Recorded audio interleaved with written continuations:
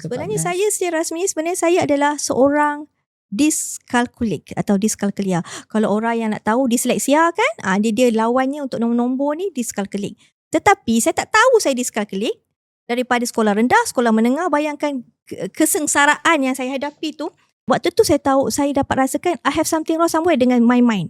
Tapi saya keep on in denial. Dan masa tu dyscalculic tak wujud lagi. Macam tak dah tahu. Orang tak berapa tahu ya eksperimen tu menyebabkan ya. pensyarah cakap, boleh tak siapa yang dapat skor ni jumpa saya lepas ni? Saya kata kenapa kan? Tak beranilah kita kan? Kan? So masa tak jumpa, saya rasa kalau saya, the moment saya jumpa pensyarah, saya dah tahu awal-awal saya dyscalculic.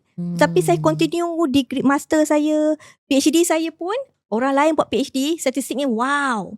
Saya buat satu lagi kaedah PhD saya yang membina model.